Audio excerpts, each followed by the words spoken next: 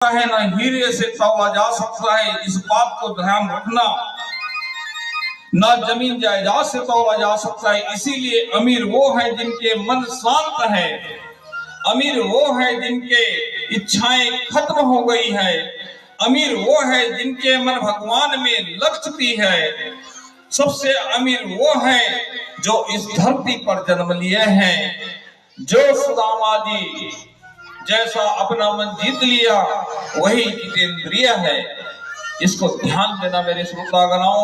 और जिसके पास स्वयं भगवान कृष्ण हो वो कैसे गरीब हो सकता है। पूरे संसार का सबसे बड़ा अमीर तो वही सुदामा है। इसलिए मेरे भक्तों, सुदामा जैसे भगवान को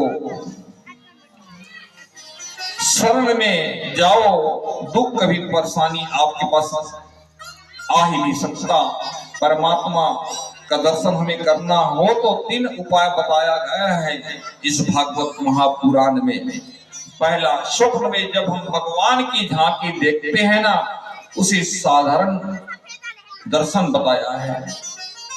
दूसरा, मंदिर में जाकर परमात्मा का दर्शन करे, उसे मध्यम दर्शन बताया गया है। और तीसरा, ईश्वर को अप्रोक्ष दर्शन करना, उत्तम दर्शन। अप्रोक्ष अर्थात बिना किसी की सहायता लिए ज्ञान प्राप्त करना, इसको बोलते हैं अप्रोक्ष दर्शन। भक्त भगवान सर्वव्यापक है, यह केवल एक मूर्ति या मंदिर में नहीं रह सकता।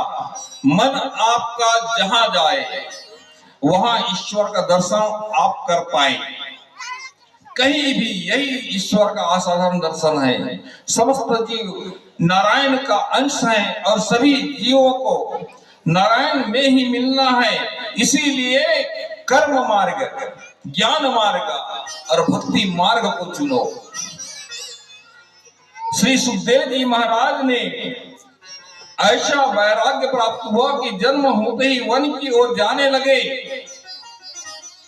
और अपने पिता से कहते हैं, ना आप मेरे पिता, ना मैं आपका पुत्र।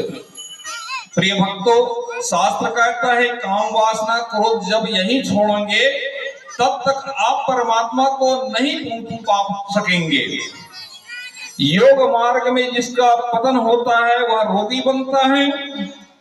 भक्ति करने के लिए बहुत लोग ऐसे भी मिलेंगे, वो कहेगा हमारे पास उतना समय नहीं है कि हम अपना घर द्वार छोड़ दें। मगर भागवत शास्त्र में ये कहता है निराश मत हो।